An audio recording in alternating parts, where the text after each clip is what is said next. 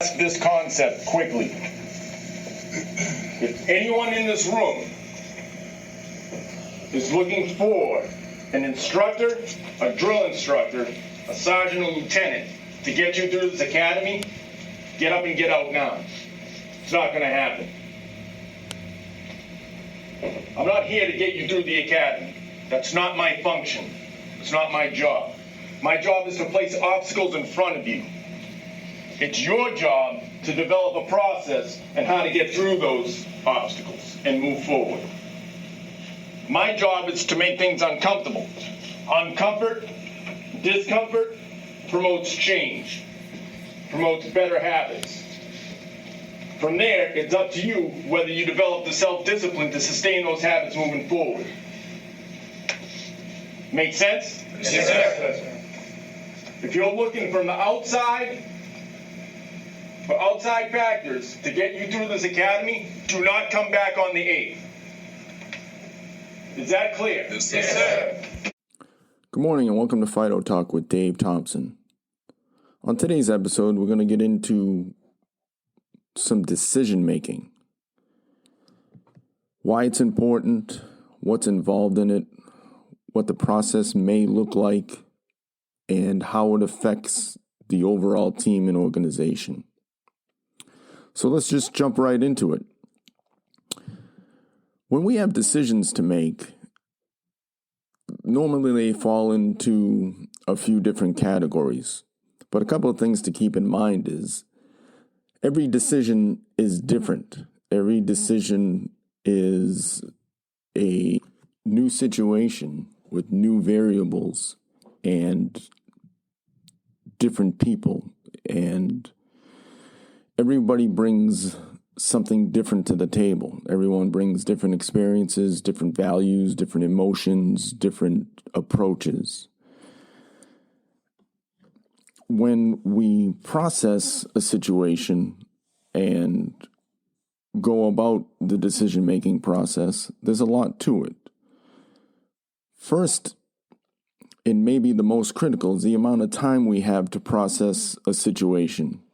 In high pressure or critical incidents, we don't have the luxury of time to actually break down and do a whole analysis and diagnosis of the problem, whatever the course of action might be. Our development might not be as thorough as we would like.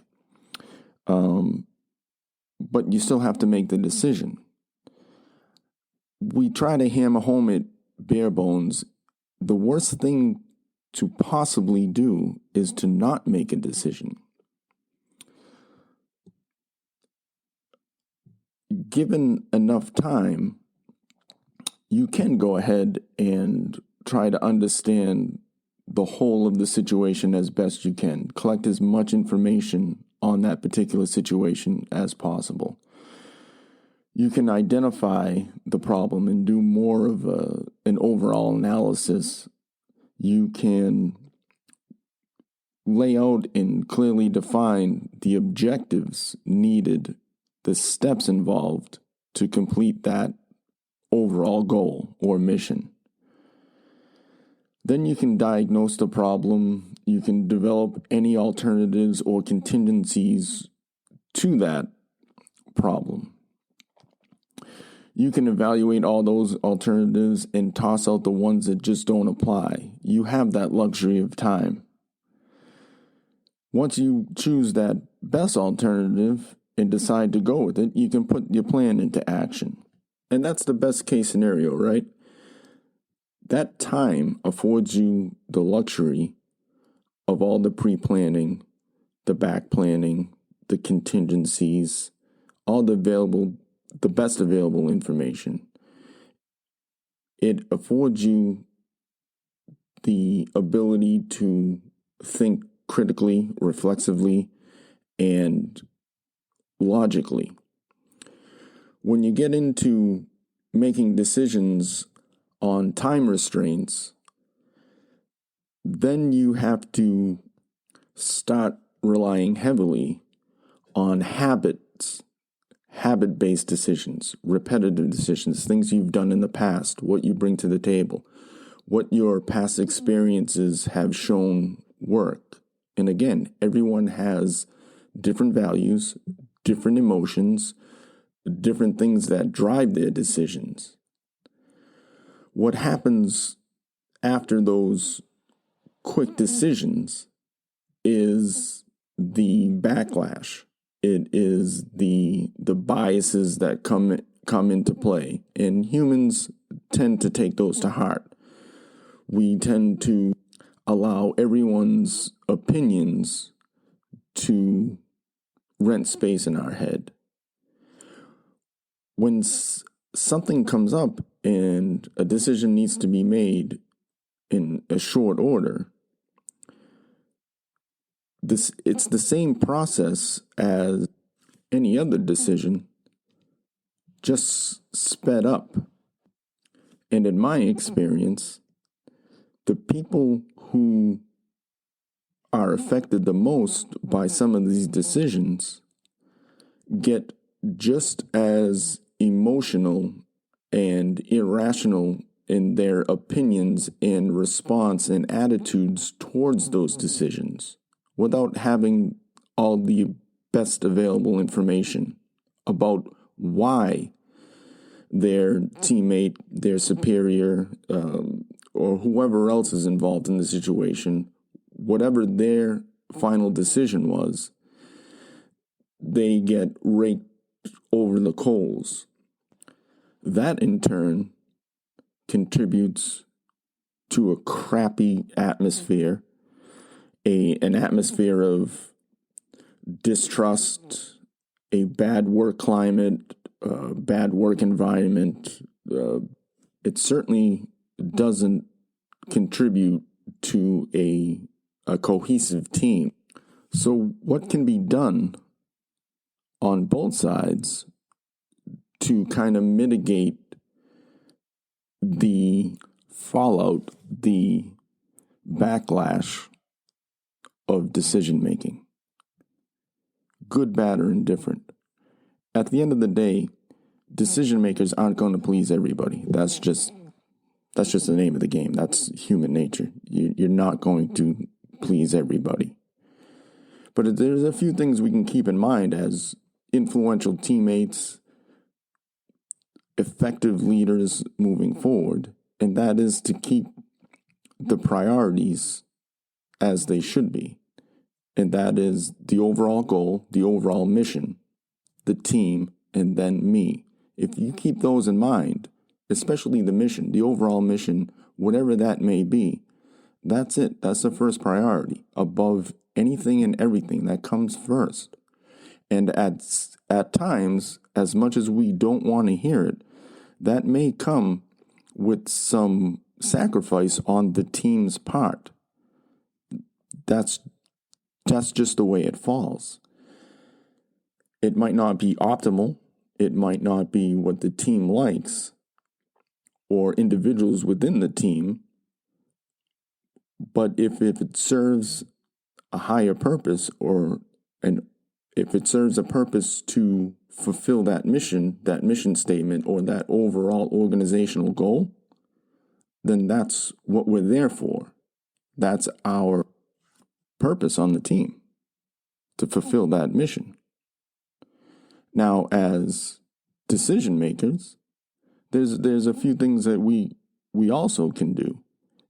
Given the time, we can run through a decision-making process with the overall mission in mind, the team, and then me.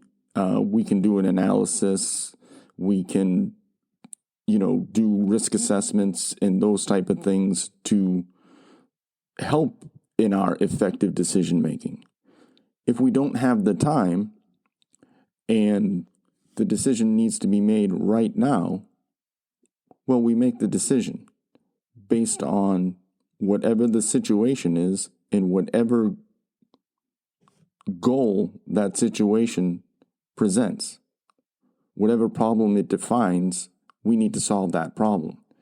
And if it's in short order, that becomes the mission that becomes the mission statement. The overall goal is to get whatever we need to get done at that particular time.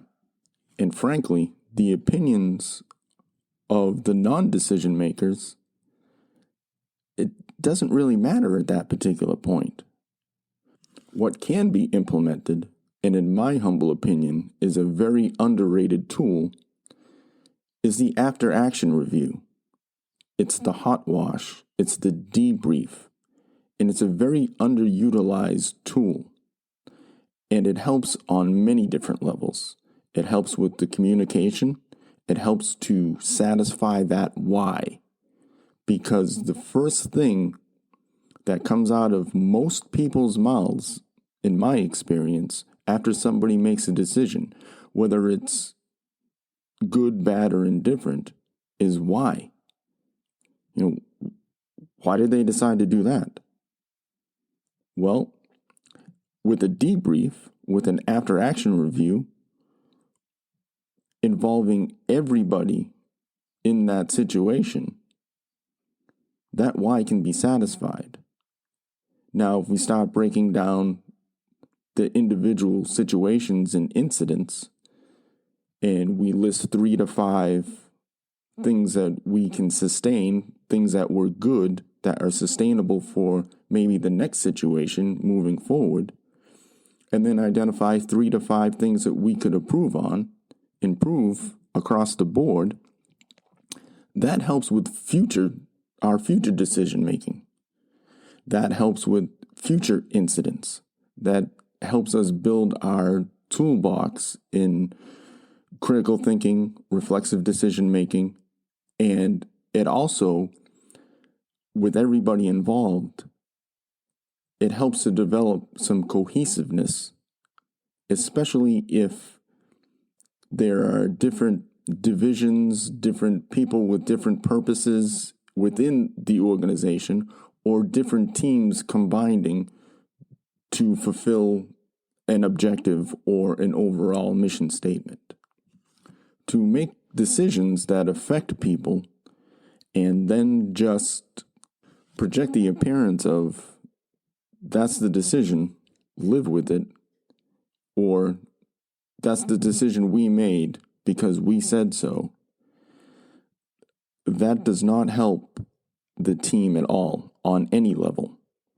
That just projects an ignorance, it projects ego and narrow-mindedness, and it's really not going to be effective for the overall mission or the objectives leading up to the overall mission. So just food for thought. I appreciate everybody's support. Check out our Instagram page. Check us out on Facebook, LinkedIn. Check us out on Spotify and Apple Podcasts.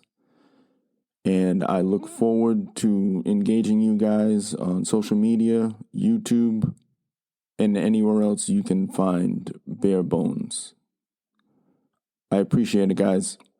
And remember, fuck it, drive on. Thanks. I want to thank everyone for listening to this week's episode of Fido Talk with Dave Thompson.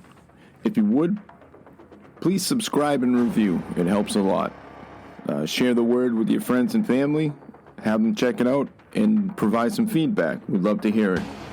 Check us out at barebonesleadership.com for the latest blog and different perspectives on everything leadership. Follow us on the gram and on our newly updated Facebook page. Share your comments, your thoughts, your reviews. Any and all feedback is always welcome. And don't forget, keep kicking those fucking doors in, and as always, Fido. I appreciate you guys listening. Take care, and see you next time.